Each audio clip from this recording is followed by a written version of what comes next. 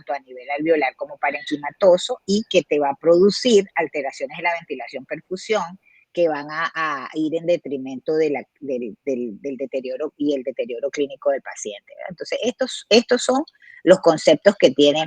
Normalmente yo no les voy a hacer una pregunta a ustedes de diga que es una neumonía. No, eso es en bachillerato. Ustedes aquí están para diagnosticar y tratar y para saber aquellos detalles que yo pueda preguntar, tanto de clasificación como de fisiopatología, que a mí me interese y que yo les insisto, mire, esto es importante para que sepan por qué tratamos así o por qué diagnosticamos así. ¿Ok? La epidemiología de la neumonía, pues va a depender mucho de los agentes etiológicos en cada región y de las características de la población, ¿no? Es muy común en niños menores de 5 años y en pacientes mayores de 65. Eso, pues, que afecta más a los hombres que a las mujeres y a la raza afroamericana más que la caucásica, es como decir una forma general. Eh, que de aquí lo que me interesa es que, fíjese, un 50% de estos pacientes mueren. Entonces, es importante tener saber cómo tratar y diagnosticar una neumonía, ¿verdad? Ok. En cuanto a la fisiopatología, nosotros tenemos, es muy sencillita, no les quise poner ah, como muy enredado, porque la fisiopatología, todo lo que tenga que ver con nuestro sistema inmune está involucrada en la cascada de la inflamación que nosotros vimos, solo que van a depender más de ciertas células y ciertas citoquinas que actúan en ese momento. Pero en general, cuando nosotros estamos expuestos a un microorganismo, ¿verdad? Donde y en el momento en que nosotros tenemos nuestras defensas aptas, nosotros vamos a ser capaces de defendernos de ese microorganismo, ¿verdad? Y van a venir todas las defensas que ya nosotros vimos en fisiología que tienen los pulmones, van a verse en acción.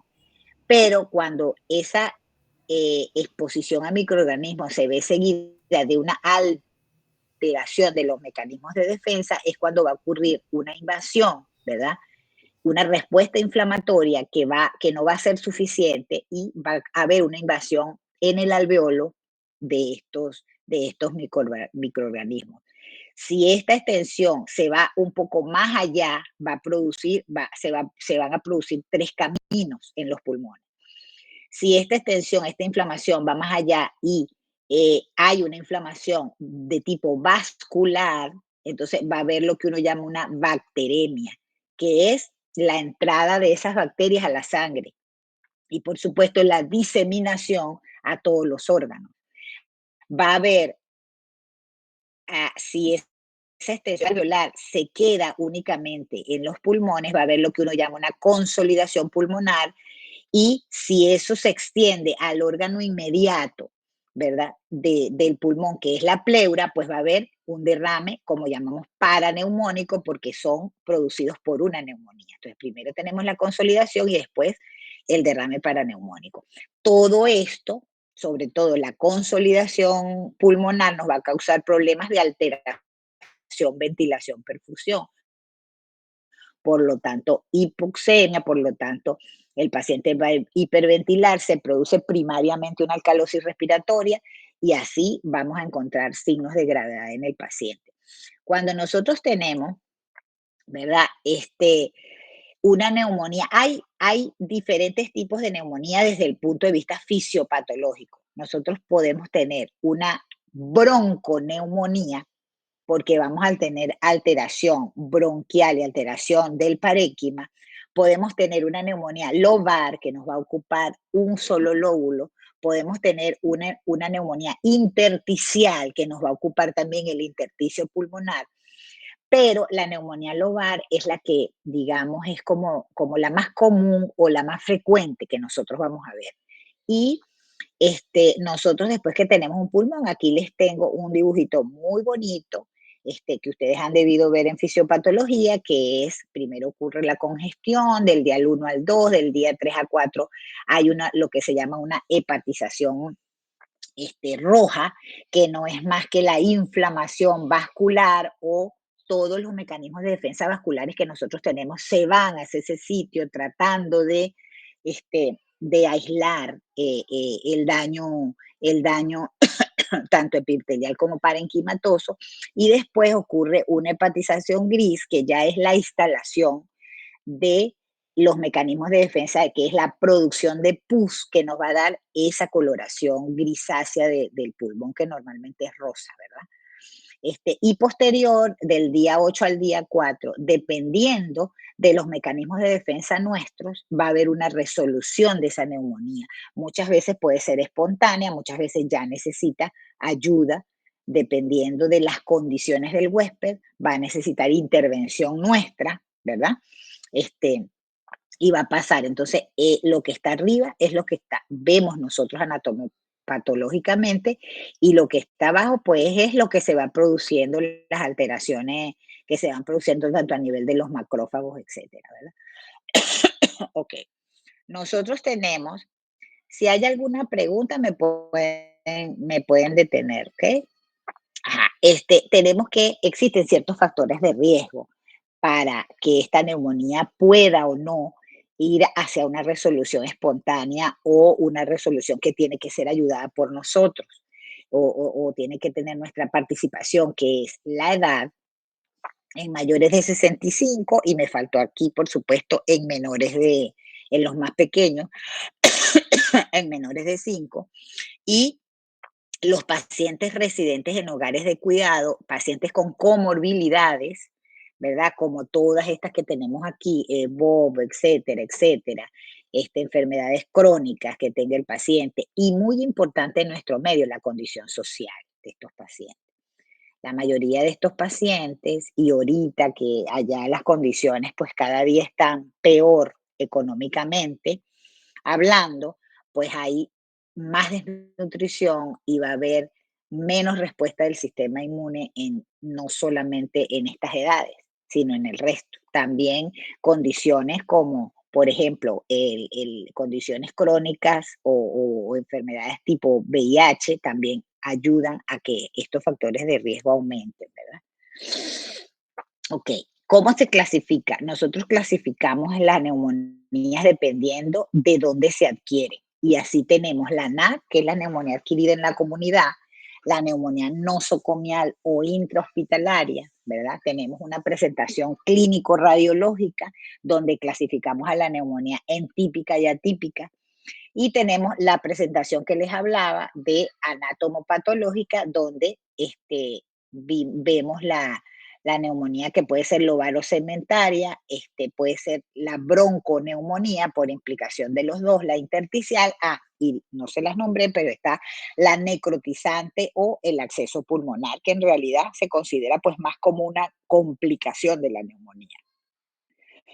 En el ámbito de adquisición, nosotros tenemos la neumonía adquirida en la comunidad, que es la más común, en verdad, y es la que nosotros nos vemos. Entonces, son las manifestaciones de estos síntomas principales van a ocurrir en las 48 a 72 horas de que el paciente consulta o del ingreso a una institución de salud, con la certeza de que el paciente no ha estado hospitalizado para diferenciar en los 7 días previos a su admisión para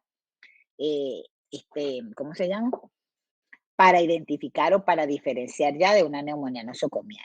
Entonces, bueno, vamos a tener estas características principales que lo vamos a detallar un poquito más adelante cuando veamos clínica, pero que puede ser tos seca o productiva, fiebre, que es muy importante, ¿verdad? Disnea y dolor prurítico. De los síntomas que acabamos de ver nosotros en asma y en EBOC, la fiebre, ¿verdad? Sería como nuestro caballito de batalla para nosotros diferenciar. Si ese paciente tiene fiebre, entonces ya tenemos que pensar en un problema infeccioso. Eh, todos los pacientes que están recluidos en casas de cuidado, por ejemplo, los ancianos que están en ancianatos, etcétera, etcétera, o niñitos que están en albergues, etcétera, todos estos se incluyen dentro de pacientes de la comunidad. Muy bien. Ok. En cuanto a la etiología, principalmente, de aquí en adelante vamos a hablar de la neumonía en la comunidad. Eh, en la etiología principal, fíjese que se las quise diferenciar en mayores de 15 años porque es lo que vemos en adultos, cuyo principal enemigo es el estreptococo neumonía, ¿verdad? Seguido por el Haemophilus influenzae, Klebsiella y ya la Moraxella, Legionella y Mycoplasma, estaríamos hablando ya de las neumonías atípicas, clamidia hasta aquí, ¿verdad? De ya sería porque nos van a dar otro tipo de sintomatología, entonces ya estaríamos hablando de eso. Pero la etiología de la neumonía varía según los diferentes grupos de edad. Fíjese que en niños menores de 3 semanas hay otro tipo ¿cómo se llama? Cuyo principal, ¿cómo se llama? Etiología es diferente. Tenemos la Galactiel y la Listeria monocitógenes y las enterobacteriáceas o gram negativos, que son muy frecuentes en pacientes recién nacidos. Cuando ustedes roten por pediatría y roten por neonatología, se van a dar cuenta de ello. De 3 meses a 4 años ya los virus respiratorios vienen a encabezar esta etiología. Este, eh, y igualito entre las 3 semanas, así como el C. trachomatis se agrega, siguen siendo los virus respiratorios y ya fíjense que ya después de los 3 meses, el estreptococo neumonía va a empezar a jugar un papel importante también en este grupo etario. De los 5 años a los 15 años es más común o es muy típico ver neumonías atípicas en estos niños. El Mycobacterium pneumonia el Mycoplasma pneumonia es uno de los principales a esta edad. Y fíjese que varía. Entonces, esto, ¿verdad? Importante es aprenderse o saber bien la etiología, porque cuando nosotros tenemos un paciente enfrente, es muy importante esta selección de grupos etarios que puede variar de zona geográfica, ¿no? Sin embargo, esto en la generalidad en nuestro país es lo que tenemos. Tenemos, ya va, ok, tenemos, yo creo que aquí debería ir, bueno, lo que pasa es que tengo más adelante la clínica, porque aquí en verdad debería ir la clínica, pero ya la sabemos la clínica, ¿no? Pero esta clínica, basado cuando nosotros vemos un paciente que nos llega a la emergencia y necesitamos saber si ese paciente que tiene tos, fiebre, expectoración o no, disnea, etcétera, es un paciente candidato a que nosotros lo hospitalicemos o un paciente que nosotros podemos tratar ambulatoriamente. Entonces, hay ciertos criterios que se establecen para eso. Dentro de los hallazgos clínicos principales, nosotros tenemos aquí, fíjense, tenemos que cuando un paciente, si yo tengo una frecuencia respiratoria mayor de 30, quiere decir que ese paciente tiene una insuficiencia respiratoria, o sea, tiene disnea, ¿ok? Si la tensión arterial sistólica y la diastólica está muy baja, ¿verdad? Estos signos de hipotensión, generalmente la hipotensión es signo de sepsis, de que ya hay una bacteremia. Entonces es un diagnóstico o es un hallazgo clínico para nosotros tomar en cuenta que ese paciente debe estar hospitalizado. Cuando tiene fiebre, por supuesto, ¿verdad? Cuando la frecuencia cardíaca está mayor de 125 y cuando allá hay una afección extrapulmonar en este paciente, que se va más allá de los pulmones, por ejemplo, que hay confusión y este paciente clínicamente tiene alteraciones neurológicas. Cuando nosotros vamos a los hallazgos del laboratorio, las leucopenias, los leucocitos menores de 4.000 o los leucocitos mayores de 30.000, la leucocitosis, esto eh, varía mucho porque pacientes, por ejemplo, en nuestro medio, tiene mucho que ver si el paciente, la condición social del paciente. Entonces, si el paciente tiene cómo tratarse una neumonía, porque suponte que el paciente sí tiene una gran leucocitosis, ¿verdad? Pero el paciente no tiene estos hallazgos clínicos o los tiene muy poco, tiene fiebre, pero su tensión está normal, no tiene disnea, no tiene confusión y no tiene una afección extrapulmonar, así este paciente tenga una leucocitosis, nosotros quizá podamos tratarlo en casa. Es un tipo de pacientes que nosotros podemos mandarle a hacer las pruebas de laboratorio para comprobar cuál es la etiología, pero es un paciente que puede ir a ambulatorio si no tiene ninguna comorbilidad, ¿verdad? Y es un paciente que nosotros podemos, pero es un paciente que nosotros forzosamente debemos ver a los 8 días para ver si ese paciente ha respondido al tratamiento o no.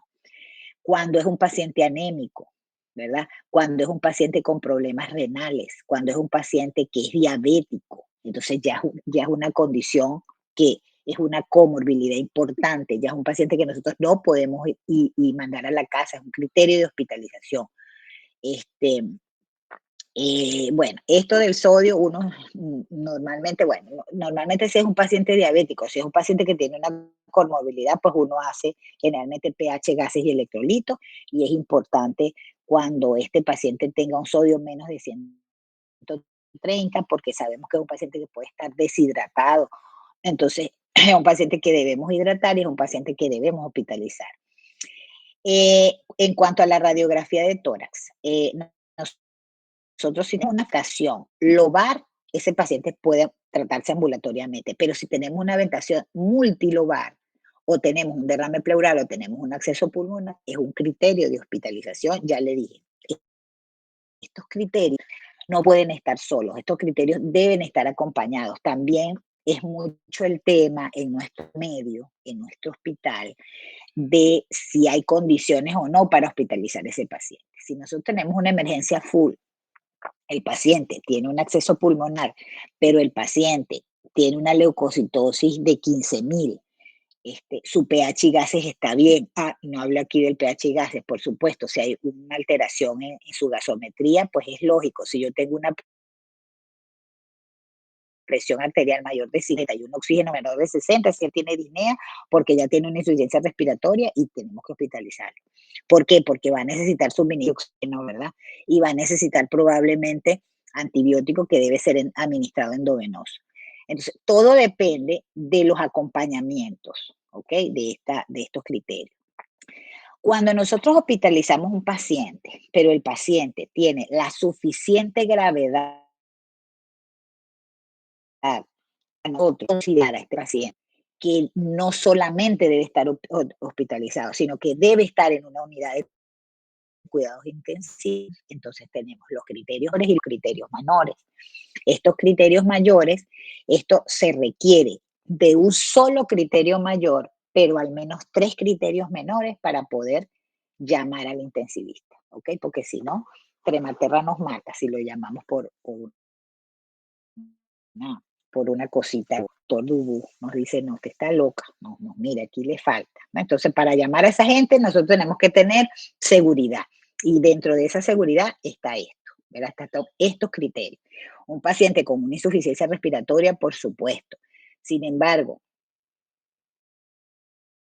quizá usted muchas veces, y ustedes lo van a ver, que el intensivista entra y actúa y ve al paciente desde el punto de vista ventilatorio, pero por supuesto, no hay, o por, supongan, no hay cupo en la UCI, es un paciente que debe quedar en la sala de emergencia, ¿verdad? Pero que el intensivista va y lo interconsulta, o el paciente no requiere una ventilación mecánica inmediata, sino que se le va a dar a chance a ese paciente, ¿verdad? O bueno, muchas cosas que usted puede, el paciente puede inclusive estar en una unidad, perdón, de cuidados intermedios que llamamos, donde es ese limbo, es como el purgatorio, lo llamo yo, entre entrar a la unidad de cuidados intensivos y mantenerse en la sala de hospitalización. Entonces, estos criterios, todos estos criterios nosotros tenemos que sabérnoslos de memoria, ¿ok? Muy bien. Y cuando nosotros clasificamos una neumonía típica y atípica, pues ahí lo vemos. O sea, hay un tipo de neumonía que no es clasificable, pero que son aquellos casos que se salen un poco y que no cumplen todos los criterios. Entonces, la neumonía típica como vamos a ver, no, yo creo que, permítame, ajá, vamos a ver la clínica y después nos devolvemos a los diagnósticos diferenciales, que se me pasó esa lámina primero. Entonces, fíjese, la clínica de la neumonía típica es ese paciente con fiebre, ¿verdad? Mayor de 39. Muy importante el parámetro que nosotros consideramos. ¿Qué parámetros nosotros debemos considerar? ¿Qué parámetros saben ustedes que nosotros debemos considerar para decir que un paciente tiene fiebre? Es una pregunta. La doctora, buenos días. Sería alzas térmicas mayor a 38.5. Ok, bueno, en pediatría se usa un poquito menos, ¿no? Pero yo diría que más de 38 ya el paciente tiene fiebre. 37.5 o 38, ¿ok? Pero sí, si nosotros tenemos un paciente, fíjese, ese paciente que tiene una neumonía típica, ese paciente va a tener expectoración, generalmente, tos con expectoración, porque ese paciente va a tener dolor pleurítico, ese paciente a la ocultación va a tener todo lo que nosotros encontramos en una neumonía. Entonces, los hallazgos semiológicos de una neumonía que nosotros tenemos son crepitantes. Es como lo patognomónico de un síndrome de condensación, que es los crepitantes, ¿verdad? Vamos a tener la pectoriloquia áfono, que cuando nosotros auscultamos o palpamos, podemos observar, ¿verdad? Pero más que todo a la palpación y a la auscultación, vamos a tener las vibraciones vocales, van a estar aumentadas y vamos a tener en algunas ocasiones, no en todas, lo que llamamos un soplo tubárico, que es como, como un, digamos, sí, es como un pito, que no es específicamente el sibilante, pero sí es que se oye en todo, tanto en la inspiración como en la expiración, ¿ok? Es la diferenciación con un sibilante. Entonces, en niños nosotros podemos ver inclusive en las neumonías típicas lo que llamamos el meningismo o el dolor abdominal. Hay muchos niños que, dependiendo de la localización de la neumonía, si es basal, esto tiene mucho que ver que afecta el nervio frénico, ¿verdad? Y me va a dar dolor abdominal. Entonces los niños comienzan con fiebre y dolor abdominal. Pensamos que es una patología, ¿cómo se llama? Gastrointestinal y resulta que no, que ese niño tiene una ocultación con crepitantes porque tiene una neumonía basal. Entonces, es muy típico en los niños, ¿verdad? Sobre todo en los niños, en los lactantes y en los niños preescolar. Em, la neumonía, entonces fíjese, la atípica tenemos que normalmente es viral, ¿verdad? Y vamos a encontrar ya microorganismos involucrados como estos atípicos que conocemos como el Mycobacterium pneumoniae y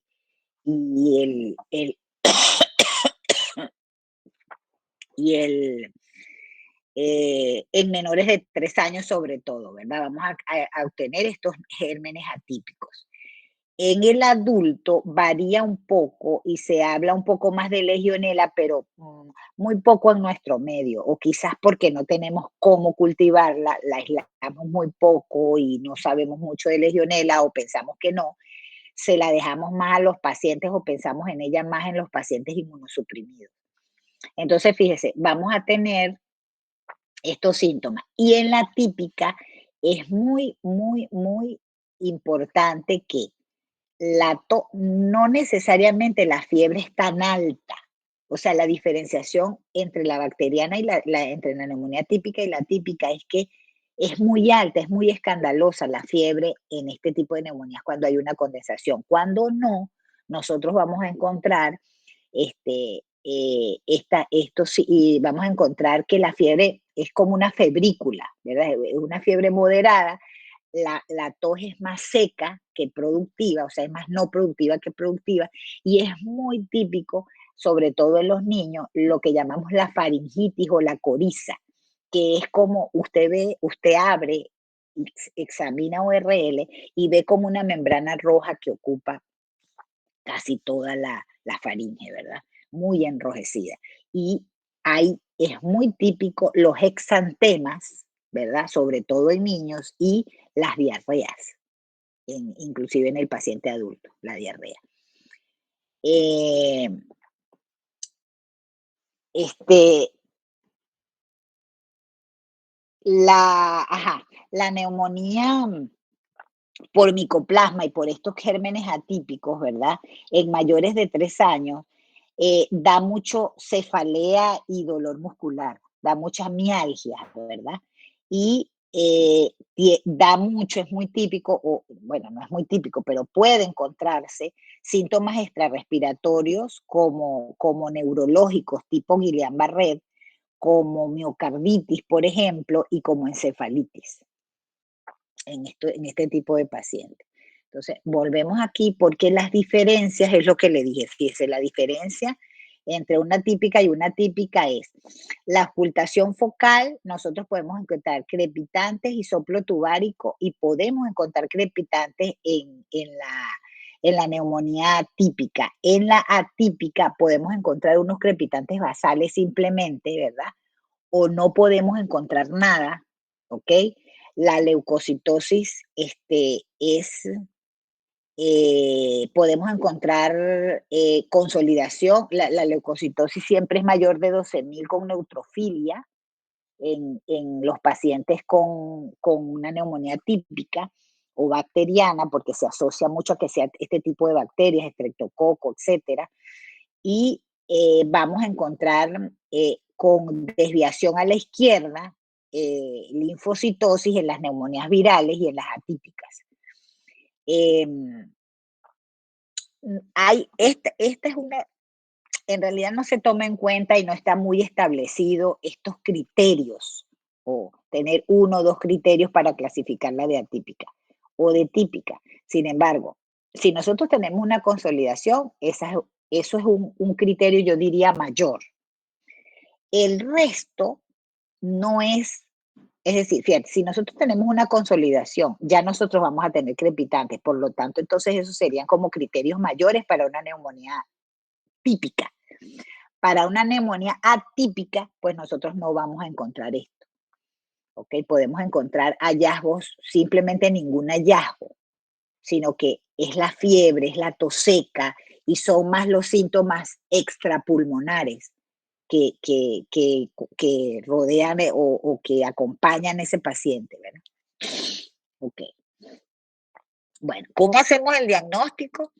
Bueno, entonces fíjese, si usted tiene un paciente con todas estas características, cuando a usted le llega un paciente a la emergencia con estas características, usted va a pedir qué al laboratorio. Usted tiene que pedir tres cosas. O sea, usted tiene que pedir, pero lo primero, porque usted tiene a la mano, ¿verdad? Usted oculta a ese paciente y usted le oye crepitantes a ese paciente o no le oye crepitantes y usted quiere hacer la diferenciación en este paciente, usted tiene que pedir una radiografía. Primero porque lo tenemos a la mano, ¿ok? O sea, a la mano, usted fácil hace una radiografía de tórax. Y yo creo que eso iría a la par. O sea, usted tiene que pedir una hematología, usted tiene que pedir un gran desputo, que no está aquí, o no lo veo, ¿no? No sé por qué no está aquí, pero debería. A ver si hay otra. Ah, porque bueno, quedó en otra lámina, ¿ok? Pero fíjese, es muy importante. En cuanto al estudio en cuanto lo primero es una hematología básica, porque usted va a encontrar una hematología, usted va a definir leucocitosis.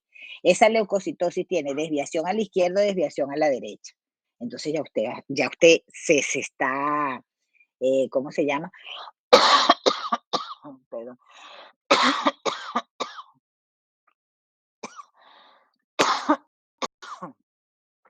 Perdón. Entonces, si es a predominio de linfocitos o es a predominio de bacterias, ¿verdad? O es a predominio de neutrófilos, entonces ya usted está ahí. Usted puede pedir, porque usted va a pedir un examen de laboratorio de sangre, usted puede pedir de una vez los reactantes de fase aguda, ¿verdad? Que son ahorita en nuestro medio muy importante, ¿verdad? La proteína C reactiva y la procalcitonina si nosotros estamos pensando, porque es más específico, ¿verdad? Para bacterias y si nosotros estamos pensando en el pronóstico. O sea, nosotros después vamos a pedir un- un, un paciente, no sabemos que tiene alguna comorbilidad, por ejemplo, y ese paciente pueda necesitar o pueda estar en nuestro perfil, que es un paciente con un perfil de complicarse en el futuro, entonces usted pida los reactantes de fase aguda si tiene a su disposición. Es muy poco la determinación que hacemos de las crioglobulinas, por ejemplo, que las hay específicas para el Mycobacterium y para el Corynebacterium pneumoniae. Este, es muy importante. El micoplasma es uno de los atípicos más importantes en nuestro medio. Se pide poco, pero existe, ¿verdad? Este, la elevación muy atípica de los eosinófilos nos hace pensar a nosotros en Corynebacterium trachomatis, pero es muy o la incidencia en nuestro medio es muy poca. Bien, entonces, en los estudios de imágenes, nosotros vamos a conseguir varios patrones radiológicos que llamamos. El patrón típico de consolidación que vemos en estas imágenes, no sé si se ve mi señalador, ¿verdad? El patrón típico, digamos, de consolidación con pleuritis, porque aquí está la pleura involucrada, ¿verdad?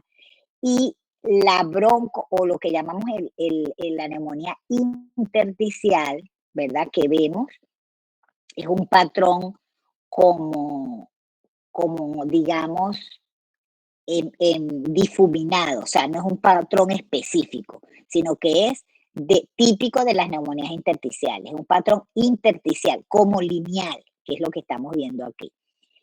El patrón típico y más común que nosotros conseguimos en una neumonía con condensación, ¿verdad? Es lo que llamamos broncograma aéreo.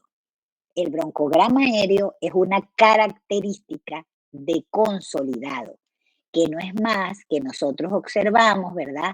Dentro de un patrón que es completamente blanco, ¿verdad?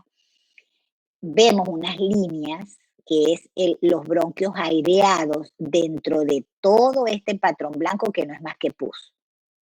Entonces, que eso puede estar en un lóbulo o en varios lóbulos. Entonces, el broncograma aéreo nosotros lo vemos de dos formas. Esto que es así como una línea, ¿verdad? De aire, y esto que es así cuando nosotros tenemos un bronquio cortado, que es como aire, ¿verdad? Y alrededor la secreción o el parénquima ese, digamos, blanco que nosotros vemos, ¿verdad? Esto en una tomografía, que vemos aquí, esto es una tomografía, un corte tomográfico donde se ve pues perfecto, un broncograma aéreo. Entonces, cuando a usted el radiólogo le informa, se observa los rayos X de tórax PA o de acá tal, entonces en posición tal, entonces él le va a describir signos de broncograma aéreo. Entonces ya usted no tenga duda que ese paciente tiene una consolidación, ¿ok? Bien, nosotros tenemos dentro de los estudios microbiológicos, cuando usted está inmediatamente en la emergencia, ¿qué es lo más fácil si usted tiene una neumonía, perdón, si usted tiene una hematología que tiene la leucocitosis, es a predominio de neutrófilos? Pues usted quiere comprobar que eso sea un estreptococo, entonces usted simplemente va a hacer un gran negativo, usted va a pedir un gran y un cultivo de esputo. Como sabemos que ese cultivo no lo vamos a obtener de una vez, que sería lo ideal, ¿verdad? Porque ese cultivo se tarda por lo menos 72 horas para estar, pero tenemos el gran antes en mi época, lo obteníamos inmediatamente, inclusive teníamos un laboratorio que no sé si ustedes han nombrado o deben nombrar, y si no es un pecado que no le hayan nombrado, no conozcan a la doctora León, que fue nuestra jefa de microbiología. Ella nos montó a nosotros un pequeño laboratorio atrás y nosotros hacíamos los grandes putos. Nosotros teníamos y inmediatamente al otro día, cuando llegaban a pasar revistas, no, ese es un paciente paciente que tiene un estreptococo. ¿Por qué? Bueno, porque tiene gran positivo. Entonces, eso es algo que yo considero que es tan importante y que es una cosa que por qué, si el mundo evolucionó tanto, ahorita no lo tenemos. Porque usted manda a hacer un gran, por lo menos hasta que yo me vine, un gran y se lo dan como a los 3 días y el cultivo como a los 8. Entonces, es lo que yo digo, las cosas, en vez de echar para adelante, ¿verdad? Mm, pero como le digo yo, es cuestión de presión. Cuando usted esté interesado por su paciente, usted va y busca y hace que le hagan el gran y usted al otro día, cuando lleguen a pasar revista, no sé quién está ahí, usted dice, bueno, este paciente tiene un gran positivo, porque el gran me dio esto. Entonces, eso es buscar, es encontrar, porque lo importante es tratar al paciente como debe ser, pero también es importante tener un diagnóstico, no ser tan empíricos. O sea, ser empíricos pero con base, porque generalmente el tratamiento de una neumonía, esa palabra la vamos a usar cuando veamos el tratamiento, es un tratamiento empírico, porque usted no tiene exactamente, en ese momento usted no puede decir, mire, este es un estreptococo neumonía, ¿verdad? Entonces, no es lo mismo que usted diga, mire, este es un estudiante de medicina, a que usted diga, no, mira, ella es Yajaira Araujo, estudiante de 5.º año de medicina, ¿verdad? Entonces es importante conocer. Y cuando no se trata de los enemigos, más todavía, conocerle el nombre, y el apellido y la parentela, como decía mi abuela, ¿ok? Entonces, el estudio microbiológico es muy importante. Nosotros tenemos dos cosas, cultivo, gran y cultivo, que ahí no sé por qué no está en esa lámina, pero gran y cultivo es muy importante porque se supone que el gran lo obtenemos inmediato y el cultivo podemos esperar. Un frotis nasofaringio, porque dentro del frotis nasofaringio nosotros inclusive estamos descartando, estamos ahí, vamos a estudiar eosinofilia. Podemos hacer un frotis, ¿cómo se llama? Un frote de faringe simplemente, no de nasofaringe, un exudafaringio, por ejemplo. Sin embargo, depende de lo que queramos buscar. Pero en este momento, si nosotros estamos pensando en una neumonía, el gran y el cultivo es imperativo. ¿Okay? Detección de antígenos bacterianos en algunos laboratorios. Y lo que yo le decía, las serologías también en algunos laboratorios. Nosotros generalmente si tenemos una radiografía que es un patrón intersticial y el paciente tiene más características clínicas de atípico y tiene la edad y tiene y tiene la edad naturalmente. Lo mandamos a venir a los 8 días, bueno, y el paciente sabe. O en la siguiente guardia, entonces, bueno, ese paciente se nos complicó, ya vamos a referirlo a neumonología o lo vamos a referir a medicina interna, dependiendo. Ok, entonces, bueno, esto no era más que insistir mucho en los signos que nosotros vamos a encontrar en estos pacientes. Nosotros en estos pacientes a la inspección, como ya lo vimos en la primera clase. Vamos a encantar que este paciente, si hay una condensación o hay algo ahí, va a tener la expansibilidad disminuida, pero también podemos ver los signos, ¿verdad? De disnea que ese paciente puede tener, aleteo nasal, tiraje supraesternal, supraclavicular, intercostal. Tenemos que si palpamos ese paciente, en la neumonía vamos a tener una hipoexpansibilidad y vamos a tener unas vibraciones vocales aumentadas en ese paciente, ¿verdad? O disminuidas dependiendo si la pleura está implicada.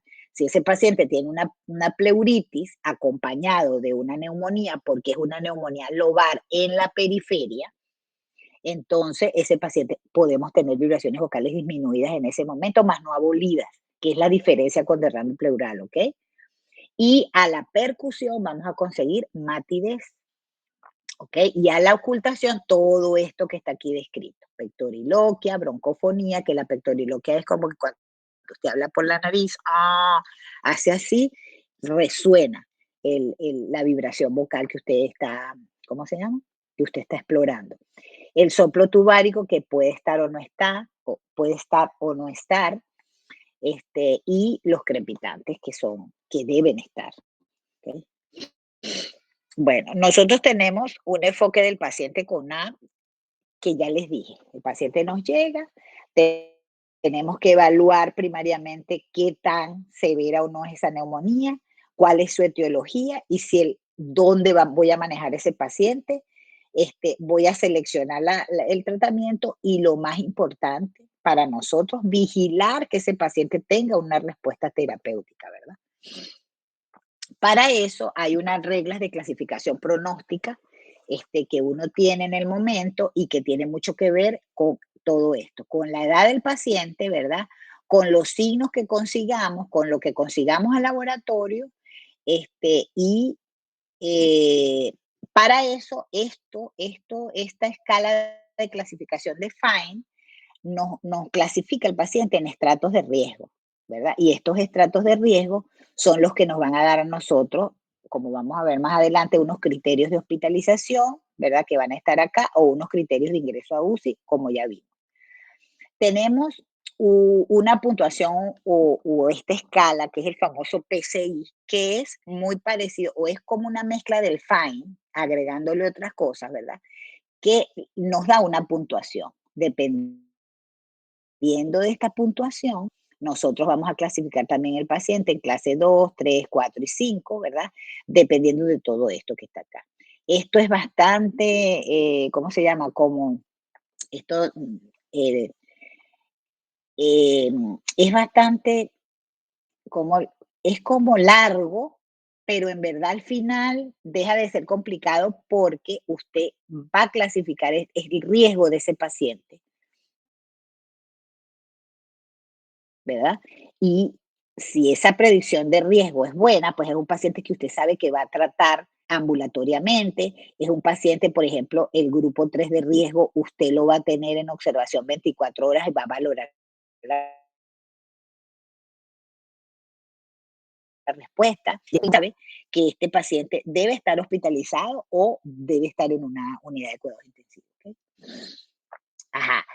Esto es otro tipo de escala, que es la escala de CUR 65, que se utiliza muchísimo para clasificar también a los pacientes, sobre todo para ver el riesgo. Esto toma más en cuenta el riesgo de mortalidad en estos pacientes y ¿cómo se llama? Y nos clasifica a los pacientes en 3 grupos. Entonces es como más sencillo. Fíjense que tiene como menos, y es más fácil de recordar para uno, porque es el CUR, entonces la C de confusión, la U de urea sérica, la R de respiratory rate, o sea, de frecuencia respiratoria, y la B de Brown, que es de si el paciente está en hipotensión o no, ¿verdad? Y 65 porque la edad es mayor de 65. Entonces, en realidad, esta CUR es la que uno más utiliza porque es mucho más corta. Sin embargo, la de FINE se utiliza, pues generalmente lo utiliza mucho medicina interna, por eso se las trae. Y hay una curva extendida que toma en cuenta un poquito más ahora los recuentos de plaquetas, ¿verdad?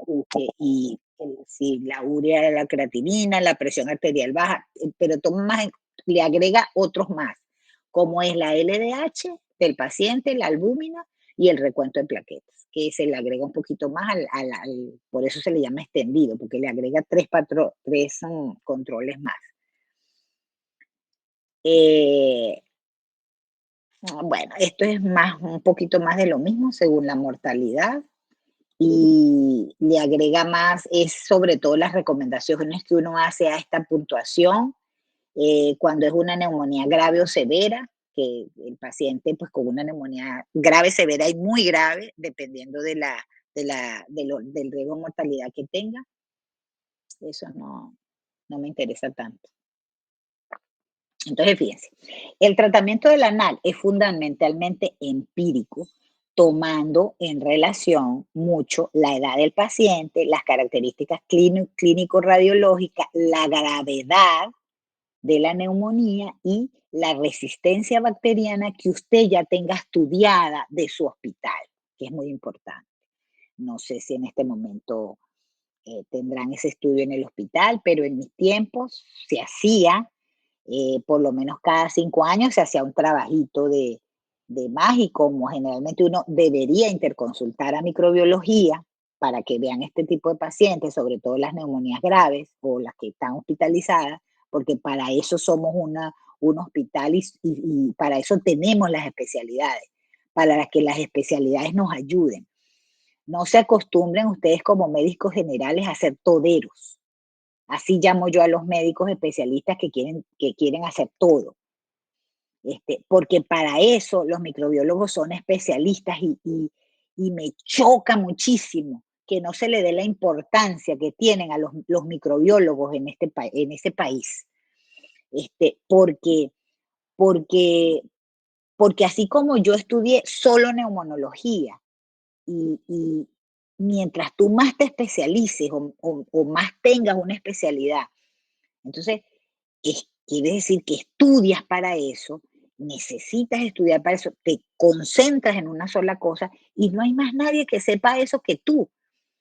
Entonces, que porque tú de vez en cuando te leas una revista y una cosa, no. Por eso yo le digo, no se queden como médicos generales y si hacen medicina general, hagan medicina de familia y concéntrense en ver familias, pero acostúmbrense a referir. O sea, acostúmbrense a referir porque nosotros estamos dejando de pensar en equipo y la medicina es un equipo. Porque para el beneficio del paciente necesitamos de ese equipo, de ponernos de acuerdo como equipo y tratar bien al paciente. Entonces, ok. Entonces aquí tenemos el tratamiento empírico, ¿verdad? Fíjense, normalmente nosotros usamos el tratamiento empírico va a ser también dependiendo de la edad, dependiendo si la neumonía está o no.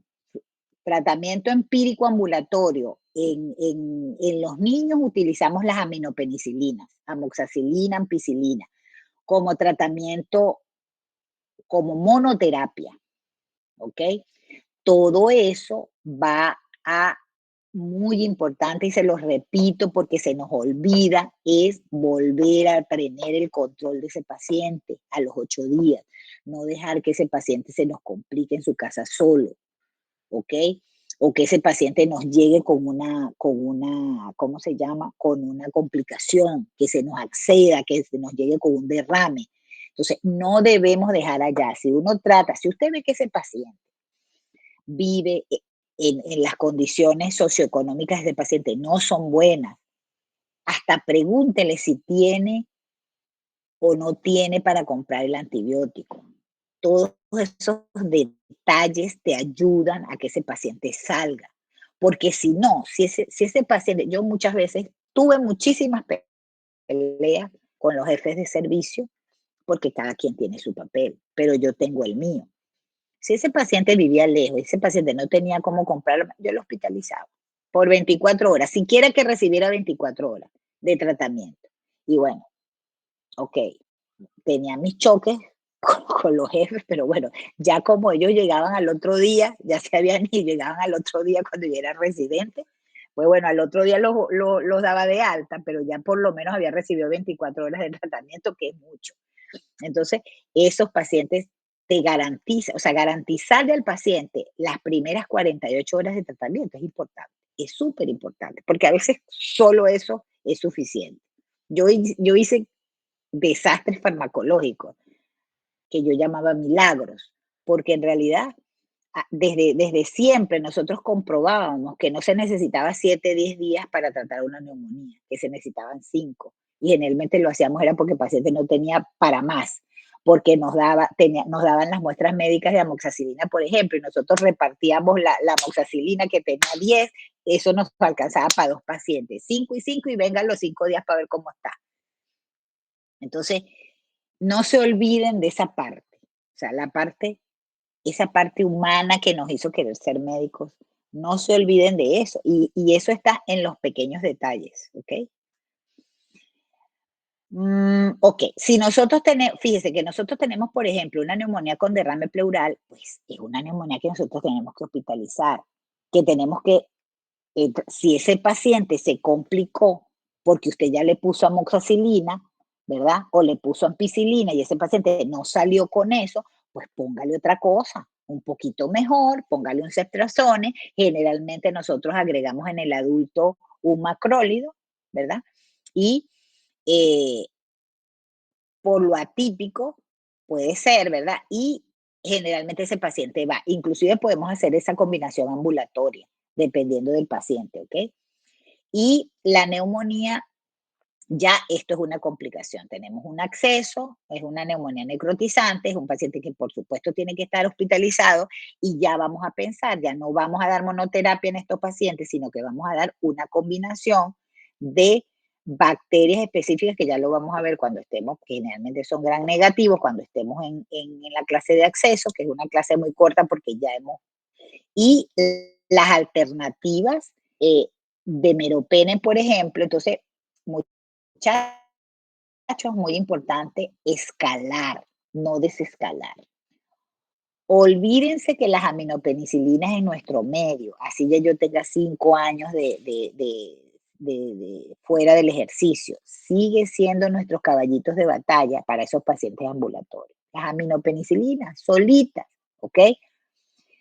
No se pongan de locos a pensar, si usted tiene una condensación, eso no es una típica, no le agregue un macrólido, no le agregue un macrólido. O sea, piense y haga las cosas. Hacer una radiografía no cuesta nada, entonces haga la radiografía.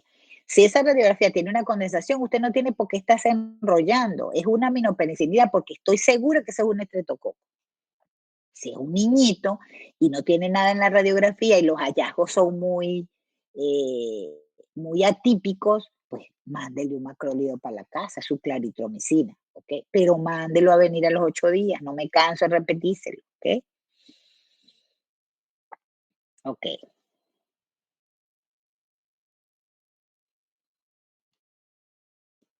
Ajá, y ahora, Doctora, una ok, pregunta. estoy haciendo desastre, ya. Doctora, una pregunta. ¿Usted cree que 8 días sea lo correcto o pudiese ser cada 72 horas? Cada 72 horas, ¿qué? O sea, la revaloración del paciente. Depende del paciente. O sea, si tú ves que un paciente que tiene una comorbilidad, por ejemplo, mándalo a venir cada 72 horas.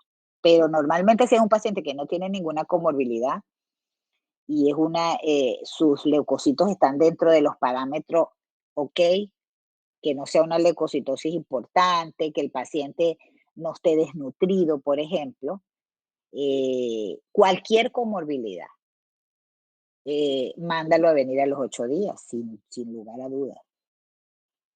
Yo no creo o sea, si lo vas a ver cada 48 horas o a las 72 horas, quiere decir que ese paciente algo tiene, ¿verdad? Entonces, déjalo en observación 24 horas. Garantízale la vía endovenosa a ese paciente, ¿ok? O no necesita. Si tú mandas a un paciente ambulatorio, yo pienso que dependiendo de las características de ese paciente, dónde vive, porque eso también tienes que tenerlo en cuenta. Ahora, el paciente tú lo ves que es tipo nerviosito, que vive al lado del hospital ahí en Morón y puede venir a los 3 días y tú a los 3 días tiene guardia, pues mándalo a venir a los 3 días. Pero también tienes que tomar en cuenta todo eso, que no hay gasolina, que el paciente vive en la zona baja, no lo vas a venir cada 3 días. Usted mándele el tratamiento y vaya con Dios, ¿ok? Es mi consejo. O sea, es lo que yo haría. Depende de muchas circunstancias, o sea, tienes que evaluar muchas cosas, porque yo prefiero que el paciente se compre el tratamiento y no que lo gaste en un pasaje para ir a verte a los 3 días. ¿Estás de acuerdo? Sí, sí, doctora, de acuerdo. Ok, perfecto. Bueno, esto es más o menos la misma línea que era en mayores de 15 años uno, ¿ok? Fíjense, cuando uno manda la amoxicilina sigue siendo un buen antibiótico, ¿ok? ¿Qué pasa con el antibiótico? Que abusamos de ellos, ¿ves? Nosotros abusamos de ellos y no sé ahorita, porque cuando yo me vine, por lo menos ya estaba un poquito en las farmacias respetando el asunto de los récipes, pero antes tú llegabas y le decías al farmacéutico, mira, ¿qué tienes ahí para la gripe? Ampicilina. El farmacéutico te recetaba ampicilina, ¿ok? Entonces, la ampicilina no sirvió más nunca para nada, ¿ok? ¿Pero por qué? Porque se abusó del antibiótico. Entonces, acuérdense ustedes, en los niños, el 70% de las neumonías que ustedes ven en niños son virales. Entonces, a ese niño tú sí mándalo, porque convencer a una mamá, cuando tú le dices a esa mamá que ese niño tiene una neumonía y que tú no le vas a mandar antibiótico porque es viral, ay, mi amor, eso sí te cuesta. Entonces, a ese muchachito sí mándalo a venir a los 3 días, ¿ves? Porque a los 3 días ese niño ya no va a tener fiebre, por ejemplo, y ya la mamá queda convencida. Para complementar tu pregunta, y eso sí es importante. Es diferente cómo tú actúas ante un paciente pediátrico y cómo actúas ante un paciente adulto. Porque hasta un paciente pediátrico tú solamente no estás tratando al bebé, estás tratando a la mamá y cuidado si no a la abuela también, ¿ok? Y a la tía que vive al lado, ¿entiendes? Tú tienes que convencer a un gentío detrás de ese muchachito. Entonces es más difícil la cosa. Entonces, fíjese, en pacientes de 65 años solito o con comorbilidades, a ese paciente sí es un candidato para que tú le agregues amoxicilina ácido clavulánico. Pero la amoxicilina ácido clavulánico inclusive se debe dejar hasta para pacientes hospitalizados, según mis amigos los microbiólogos. ¿Ok? Entonces, ¿tú tienes un tratamiento alternativo? Sí. ¿Cuándo mandas tú este tratamiento alternativo? Bueno, este tratamiento alternativo que está dado por la claritromicina y está dado por los macrólidos, los macrólidos y las quinolonas, que es la levo, la moxi, que también, Dios mío, las estamos, perdonen la palabra, puteando, porque tienes una gripe y le mandas levofloxacino, ¿verdad? Entonces, no, comienza primero. Entonces, ahora resulta que ya las levos y las moxifloxacinos ya no. Entonces, cada vez se nos dificulta muchísimo más tratar a un paciente hospitalizado porque ha venido tomando amoxicilina 15 días, que de paso, ha venido tomando levofloxacina y entonces tú le mandaste levofloxacina para una pinche neumonía que era un estreptococo súper sensible. Entonces, se nos agotan los antibióticos y es mucho más caro, ¿verdad? La La producción de una producción producción de de un una antibiótico. producción de un Uy, no sé, antibiótico. por- Uy, no sé por qué. hay- Hay, alguien tiene un micrófono alguien tiene un prendido. micrófono prendido. Doctora, para aclarar, ¿me escucha? ¿Aló? Sí, ¿Aló? ¿Me Sí. escucha? Para aclarar una parte, entonces si es atípico normalmente va a ser viral y se le manda macrólido si es adulto, o estoy confundida. no, depende de la No, edad. depende de la edad. No sé por Ajá, qué No porque sé me por oigo qué yo. me oigo yo. ¿Será que me no quito sé. los ¿Será que me audífonos? O sea, quito los audífonos? O sea,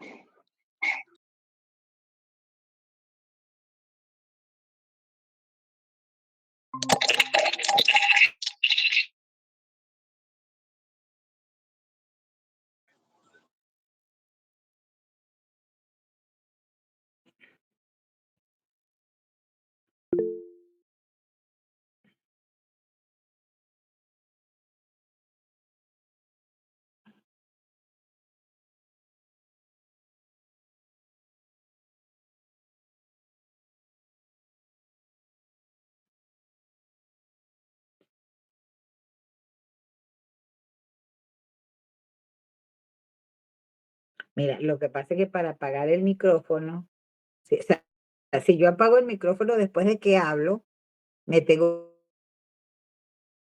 es difícil.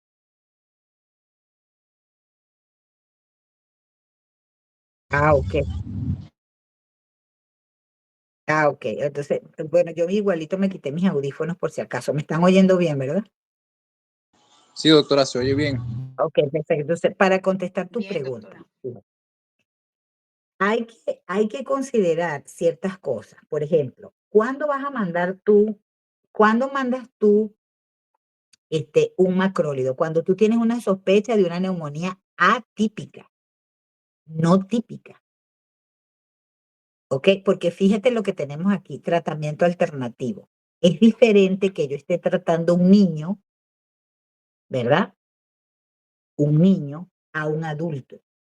Si tú tienes un niño, sí, porque la causa, el 80% de la causa de estos niños, que tú también deberías tener una hematología, pero nos da lástima que al muchachito lo puyen y una serie de excusas. No, si un niño a ti te llega con fiebre,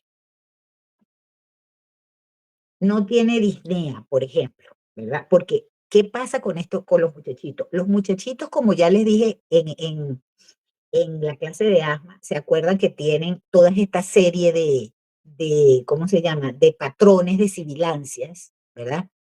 Que cuando hacen un problema viral, ellos van a hacer sibilancias. Muchas veces cuando tú ocultas en un niño, hay muchas sibilancias en el momento y tú no logras ocultar si el muchachito llora, patalea, tiene la nariz tapada. O sea, hay muchas circunstancias que a veces no te ayudan a tener una ocultación clara en ese paciente. Entonces, si ese paciente tiene fiebre, pero tú ves que no tiene crepitantes, ese niño, ¿verdad? Nada te cuesta mandarle a hacer una radiografía y ya te vas con el diagnóstico claro. Cuando yo te digo a ti, mandas macrólido o mandas una aminopenicilina, es porque ya has diferenciado si es una típica o es una atípica. ¿Sí me entiendes? Porque por lo menos tienes una hematología que te dice que esa hematología es a predominio de leucocitos, de neutrófilos o es a predominio de linfocitos. ¿Ok? Entonces, es diferente cuando tú mandas un macrólido, tienes que estar seguro de que esa neumonía, no quiero confundirte, que esa neumonía sea atípica. Es un paciente que te llegó con fiebre, pero que tú no ocultas crepitante, que le hiciste una radiografía y la radiografía es un patrón intersticial y no una condensación. Entonces, mándale un macrólido, mándalo a la casa, porque no tiene disnea, ni está complicado, ni los leucocitos son tan elevados, ¿ok? Ni tiene ninguna comorbilidad. En ese caso, porque fíjate, aquí en esta lámina te estoy diciendo tratamiento alternativo. ¿Alternativo a qué? Cuando tú tengas un caso de alergia mayor, porque sea alérgico a la penicilina o a los betalactámicos, ¿verdad? Tú le vas a mandar levo o le mandas a mandar moxifloxacino. Cuando ese paciente, por ejemplo, sea un diabético que esté parcialmente controlado, y yo digo porque nuestros diabéticos jamás están controlados. Es muy difícil el diabético que usted tenga con 90 de azúcar o de glicemia, ¿verdad? Entonces, siempre usted va a tener un diabético ahí en la duda, un diabético que tiene 200 y pico. En ese paciente, ¿verdad?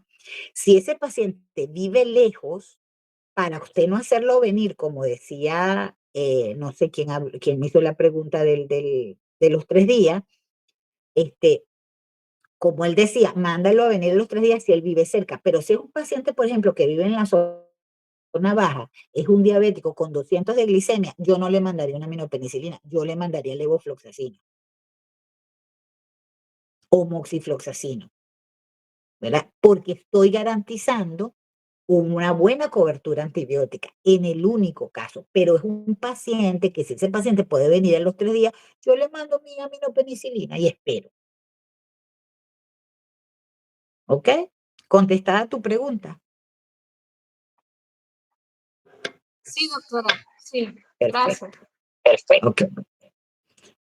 Muy bien. Entonces fíjese, aquí tenemos ahora, diferente, ya terminamos con el ambulatorio. ¿Con qué mandamos al paciente ambulatorio? Con amoxicilina. ¿Ok? Si el paciente es mayor de 65 años, con amoxicilina ácido clavulánico. Entonces ya lo estamos como CHAP o lo mismo que es ampicilina surfactante en ese caso. Cuando yo digo aminopenicilina sencilla o aminopenicilina acompañada, ¿ok?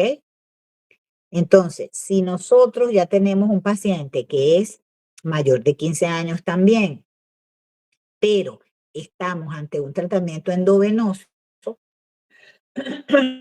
¿ok? Y ese paciente lo vamos a hospitalizar, entonces ya tenemos un tratamiento de primera línea que vamos a usar o ampicilina sulbactam o el equivalente de amoxicilina ácido clavulánico, y ahí sí vamos a agregar un macrólido. ¿Por qué agregamos un macrólido? Bueno, porque primero este paciente no mejoró, porque por algo lo hospitalizas, ¿verdad?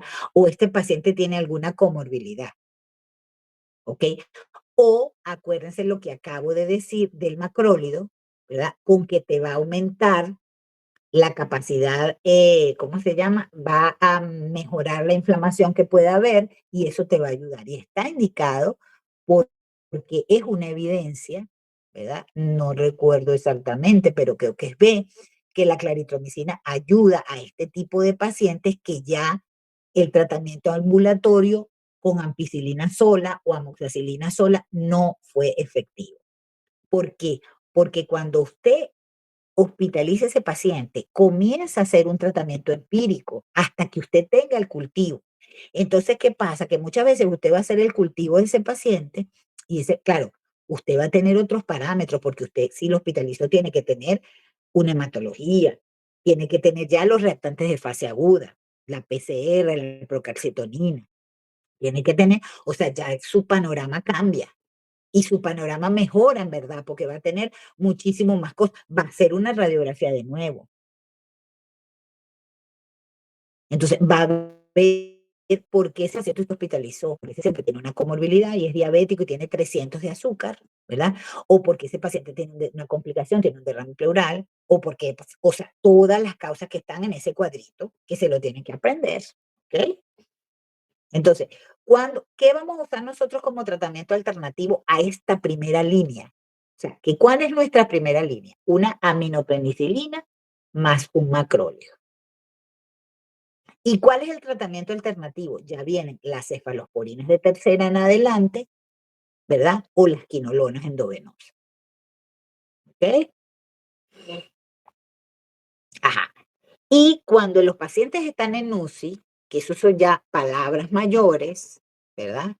Sigue siendo la primera línea el tratamiento que nosotros usamos en el paciente hospitalizado. Yo no voy a insistir mucho en el tratamiento, quiero que ustedes lo conozcan, por supuesto, pero tampoco voy a insistir mucho, es decir, esto no son preguntas de examen para ustedes, no se preocupen, pero sí quiero que estén claros, por lo menos saber cuáles son los antibióticos de que dispongan, saber lo que es una pseudomonas aeruginosa, que es causa de los mayores dolores de cabeza en las unidades de cuidados intensivos. ¿Por qué hablamos nosotros del estreptococo o del estafilococo aureus meticilino resistente? ¿Qué vamos a usar con esos pacientes? Fíjese.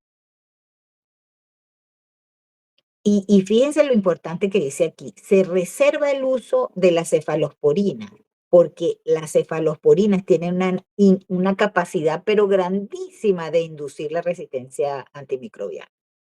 Entonces, no podemos estar poniendo cefalosporinas de primera intención. Eso es lo que quede, lo que quiero que quede, ¿ok? ¿Para qué dejamos esos pacientes? ¿Para qué dejamos nosotros las cefalosporinas de entrada? Para esos pacientes, fíjense, como dice abajo, que previamente sanos, pero que tienen una neumonía grave y rápidamente progresiva, con un infiltrado cavitado, con hemoptisis, con X, porque tiene alguna comorbilidad, porque usan drogas endovenosas, porque tienen una leucopenia, por ejemplo, o una leucocitosis muy marcada, etcétera. Entonces, para esos pacientes es que dejamos este tipo de antibióticos, ¿no? Ajá. Cuando nosotros tenemos una neumonía por aspiración, que es una complicación, bueno, no es una complicación, puede ser un debut, que es generalmente nosotros, ¿por qué se da la neumonía por aspiración? Porque el paciente broncoaspira, ¿verdad? Secreciones que van a su estómago el broncoaspira, esas secreciones, comida o restos alimentarios que deben irse al estómago se van hacia el tracto respiratorio. Y normalmente ahí puede ir de todo. Aparte de eso, tú puedes broncoaspirar también si el paciente no tiene un buen aseo bucal, si hay caries, que es muy común en nuestro medio, ¿ok? Este tipo de pacientes, pero más que todo un paciente complicado, un paciente que tenga, por ejemplo, los pacientes con enfermedades neurológicas, ¿ok? Generalmente que no manejen muy bien su vía aérea porque tengan alguna comorbilidad. Entonces son pacientes que broncoaspiran, pacientes que convulsionan en su mayoría. Entonces el tratamiento de estas neumonías, fíjense que es casi que de primera línea tú pones clindamicina porque ahí hay mucho compromiso de bacterias anaerobias, ¿ok? Y gran negativo que van a estar presentes. Entonces es diferente completamente el tratamiento de esos pacientes. Y el tratamiento de gérmenes atípicos, fíjese, el tratamiento de primera línea para los gérmenes atípicos es la doxiciclina. Nosotros lamentablemente la usamos poco. No tenemos no nos llega mucha doxiciclina, no es muy comercial en el país, pero es en realidad lo que se debe usar. Y en cambio usamos los macróligos de primera línea, como la Claritro, la Citro y la eritromicina, que bueno, que en realidad se usa poco por los efectos colaterales, pero se usa. Y de tercera línea nosotros ya usamos la Levo en estos pacientes con gérmenes atípicos.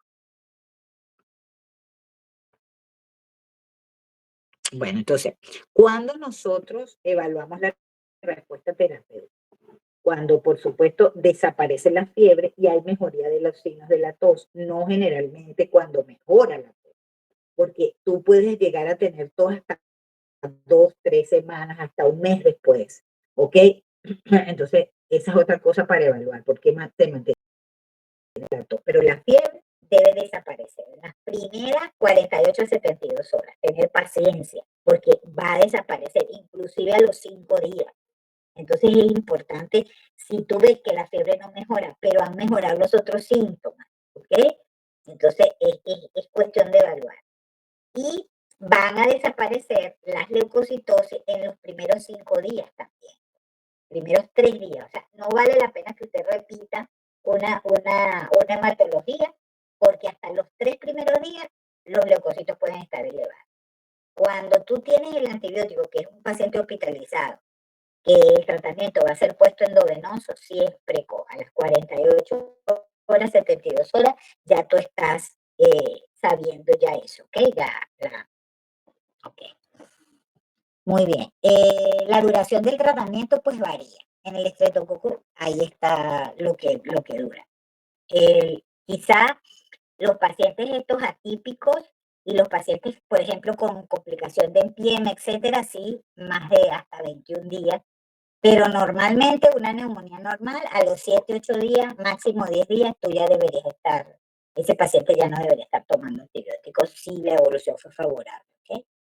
Bien, entonces dentro de esta neumonía nosocomial sí la vamos a ver un poco rápida porque no quiero insistir mucho en las neumonías nosocomiales. Sí quiero dejar claro que muy importante, las neumonías nosocomiales, en mi opinión, nosotros somos los culpables de las neumonías nosocomiales. Lamentablemente es así. Mea culpa. ¿Por qué? Porque existen muchas formas. Fíjese, cuando nosotros entramos a una unidad de cuidados intensivos, deberíamos, o a una sala de hospitalización, por ejemplo, de cuidados intermedios, nosotros deberíamos tener unos zapatos para usarlos en el hospital, diferentes a los zapatos que usamos fuera, porque todo eso, nosotros estamos llevando todo eso. Pero ahorita usted entra a la UCI y los especialistas entran con los mismos zapatos. Pocas veces veo yo que se ponen las boticas, ¿ok? Cuando no debería ser. Entonces, ¿quiénes llevamos? Nosotros llevamos eso. Entonces, le exigimos a los familiares, es una crítica, no me importa si parece destructiva, ¿ok? Pero nosotros le exigimos a los familiares que se vistan completamente cuando van a entrar a su familiar a la UCI, pero nosotros entramos con zapatos normalitos, con zapatos que venimos de la calle, que pisamos los escupitajos de los pacientes que dejan ahí afuera en la emergencia, le pasamos por encima, ¿verdad? Y para allá entramos. Todo eso lo llevamos nosotros, porque olvídense que la limpieza se hace como debe hacerse en los hospitales. Con el mismo coleto que pasan arriba en la dirección, el mismo coleto llega abajo casi que a la UCI. ¿Ok? No sé si estoy exagerando, pero yo creo que sí voy por ahí, por el camino. Entonces, es muy importante cuando nosotros nebulizamos un paciente, cuando nosotros, ¿dónde metemos a nosotros los pacientes que expectoren? ¿Por qué no tenemos nosotros tapabocas? O sea, yo sé que no es nosotros, pero deberíamos exigir, cónchale, que hay una caja de tapabocas, como aquí, pues, o sea, que el gobierno gaste en lo que debe gastar y tenga tapabocas para todo el mundo, que todo el mundo que entre en la emergencia se ponga un tapabocas. Y por ahí. O sea, son pequeños detalles que han llevado el mantenimiento de los ventiladores, el mantenimiento de los equipos de oxígeno, que hay una fuga, que hay hongos. Usted ve las habitaciones del hospital y hay hongos en la pared. ¿Cómo no van a haber micosis en la UCI? Si se filtra el hospital lo estuvieron arreglando porque se robaban la plata, yo me acuerdo, cada vez que se robaban la plata, hacían la emergencia, cada vez que llegaba un director hacía una UCI nueva, intentaba. Y como se robaban la mitad, lo hacían a la mitad y bueno, etcétera. Entonces, esas cosas, o sea, sacan la piedra, por lo menos a mí. Entonces, es decir, tú tienes que predicar con el ejemplo. O sea, si ustedes son especialistas, el día que sean especialistas, esos pequeños detalles exijan, ojalá se acuerden de mí, me digo, bueno, que la doctora que hablaba tanto, que decía tantas pendejadas, pero tiene razón. Voy a ponerme mis boticas para entrar a la UCI. ¿Ok?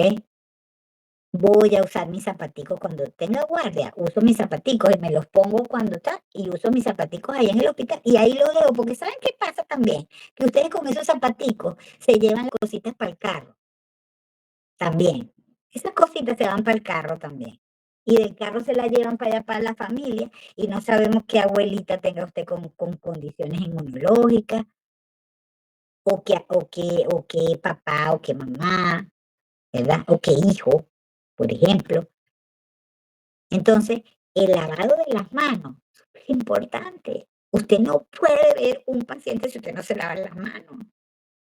Si usted ve un paciente que tiene una enfermedad respiratoria y por casualidad no tenía tapaboca o lo que sea, o usted lo tocó, lo que sea, o ese paciente, sobre todo los niños, usar tapaboca, y ya nos dieron libertad, porque antes era que los pacientes se ofendían si tú usabas tapaboca. Pero ya no, después del COVID, gracias a Dios, eso se normalizó. Entonces, no se les olvide lavarse las manos, porque esto que yo les estoy diciendo es más importante que lo que ustedes encuentran en los libros de la neumonía nosocomial, o lo que yo les puedo preguntar en un examen, y que ustedes sepan de neumonía nosocomial, porque simplemente no las manejan como médico general. Ustedes no van a manejar las neumonías nosocomiales, se manejan en terapias intensivas porque son neumonías graves. Que es importante que sepan, sí es importante. Pero es más importante que ustedes sean agentes preventivos, porque es su deber prevenir todas estas cosas, con pequeños detalles. Lavarse las manos cuando ve a un paciente, orientar al paciente, mira, no expectores ahí, ¿vale? Expectora, ten un trapito, ten una bolsita, porque expectores. ¿Ves? Entonces, son pequeños detalles. Este es el concepto, que es una neumonía que debe desarrollarse tras haber ocurrido 48 horas de estar hospitalizado, Generalmente se denomina asociada al ventilador porque es lo que más sucede, ¿ok? Que un paciente que entró a la UCI, a los 8 días, a las 48 horas de entrar a la UCI, cuando empieza a hacer fiebre, empieza a hacer un patrón diferente radiológico, etcétera, etcétera.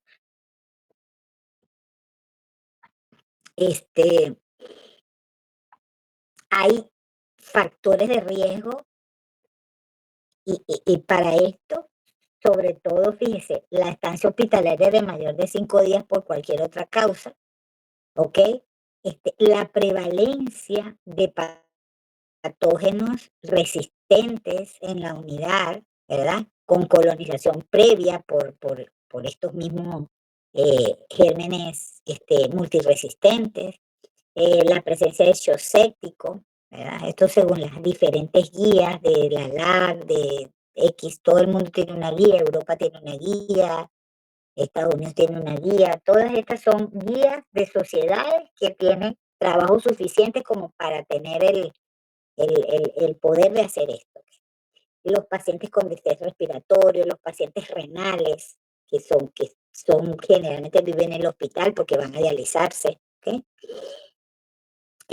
Factores de riesgo, entonces generalmente hay una presencia de enfermedad, de alguna enfermedad crónica, el uso de sondas nasogástricas, el uso de sondas vesicales, todo esto, fíjense esto muy importante, los procedimientos diagnósticos o administración de agentes antisecretores gástricos, que a veces los mandamos con mucha ligereza. Entonces, generalmente son, fíjese, microorganismos que colonizan el orofaringo digestivo superior. Entonces, es importante, los tenemos con nosotros, ¿ok? Y son esos los que colonizan abajo. En cuanto a la epidemiología, fíjese que conseguí, esto sí me pareció interesante, esta laminita que es del 2016 del Hospital Racetti, donde está más o menos, fíjate, es la segunda causa más frecuente de infección hospitalaria y es la infección más frecuente en la UCI, ¿ok? Esta era más o menos la, y generalmente hay una mortalidad, fíjense, del 50%. O sea, la mitad de los pacientes se mueren con neumonía nosocomial. La etiología, bueno, diversa, sin embargo, quiero que no se les borre de la mente la pseudomonas, ¿verdad? Que es uno de los principales caballitos y que cada vez es más resistente y se va haciendo así como superpoderosa, pero está también las enterococcus y estos aureus, que es también resistente, que se está hablando de mucha resistencia en él. Y hay una diferenciación entre la neumonía asociada al ventilador y la neumonía intrahospitalaria, en realidad más de tiempo y más de, usted puede hacer una neumonía intrahospitalaria sin estar ventilado necesariamente, ¿ok? ¿Por qué? Esto generalmente se da más en el paciente inmunosuprimido de por sí. Por ejemplo, el paciente, el HIV, que acude, el paciente renal que acude al hospital, ¿verdad? Con frecuencia, el ebótico que acude con frecuencia, el paciente que tuvo un accidente, que tiene que estarse haciendo curas en trauma, o el paciente que ingresó a cirugía, ¿verdad? Etcétera.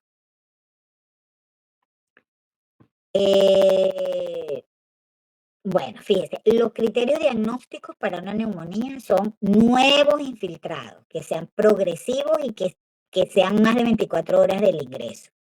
Que las secreciones que estaban claras sean purulentas, ¿verdad? Que haya cavitación radiográfica, y que al final usted termine haciéndole una histología a ese paciente para poder detectar el germen y en realidad hacer un cultivo que valga la pena.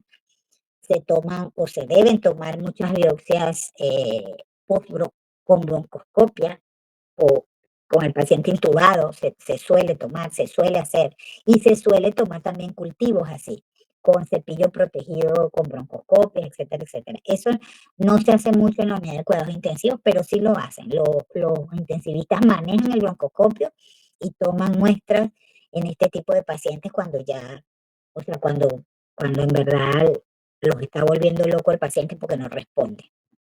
Pero debería ser precoz. O sea, usted debería tener primero el estudio de su unidad de cuidados intensivos. ¿Qué gérmenes tienes? ¿Verdad? ¿Qué resistencia o a qué son resistentes o no los gérmenes que tienes, que cohabitan contigo?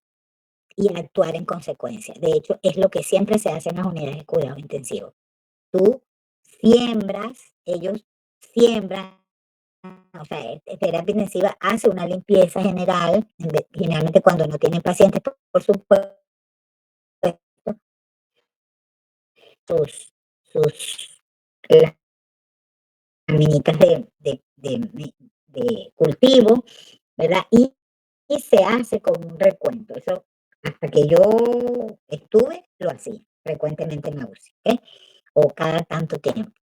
Entonces, eso es una forma de esto. Entonces, esto es la neumonía, los criterios de hospitalización. Nuevas secreciones o nuevos infiltrados que progresen en las 24 horas.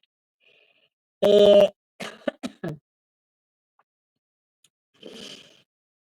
Generalmente, pues lo ideal es que usted se valga de todo para aislar el microorganismo en el hemocultivo.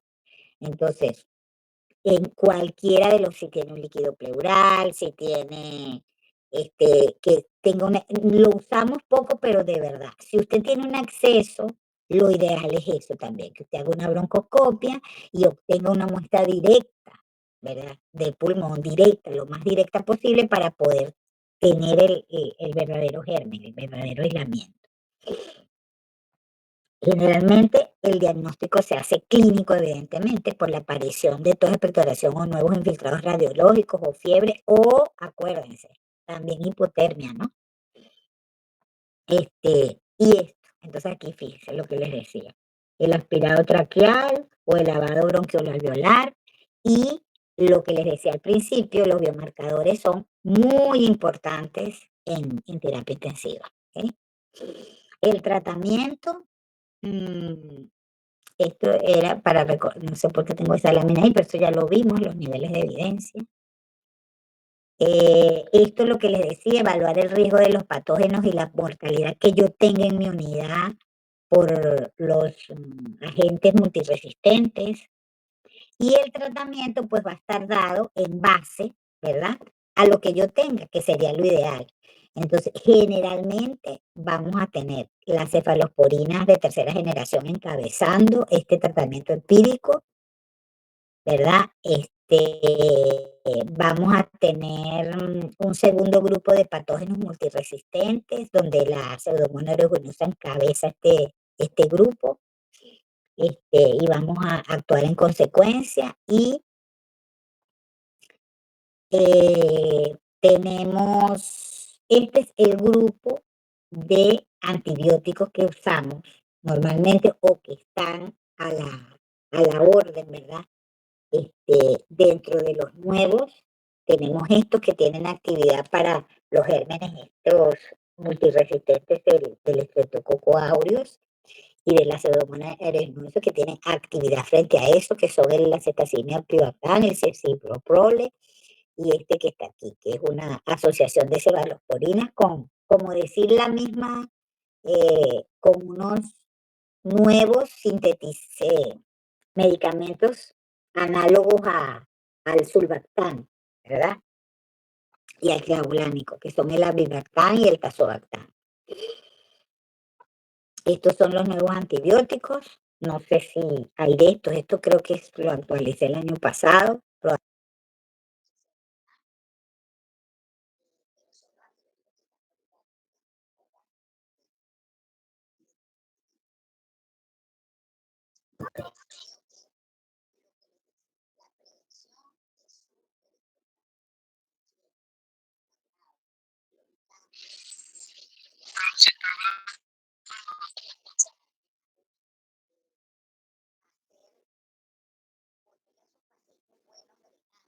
El paciente no puede expectorar, es muy importante. La posición semisentada, el evitar los H2, los bloqueantes H2, la nutrición enteral temprana en estos pacientes es muy importante, o sea, dejarles de dar comida, darle nutrición parenteral. Y más nada, creo que esto es todo lo de neumonía. Muy bien, esto se fue, ok.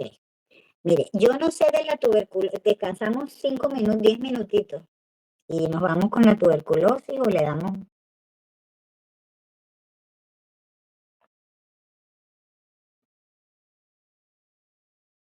Sí, yo creo que no. Podemos ver un minuto. Descansamos. Descansamos.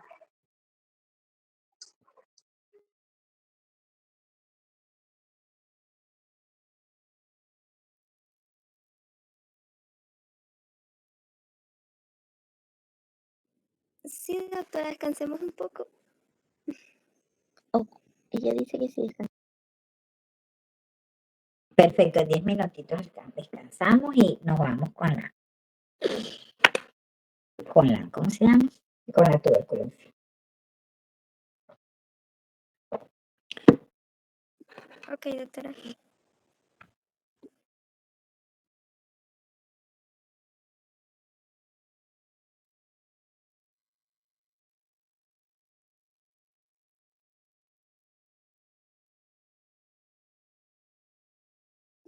Acá mismo, creo. La vez pasada fue así. No sé, creo que nos quedamos aquí, ¿no? En la misma, Elide. No Sí, nos, doctora. no nos pidió que nos fuéramos. Yo no me peino hablando de todo. Me paré, no me peiné. Esa es la ventaja de tener pelo corto. Bueno, chicos.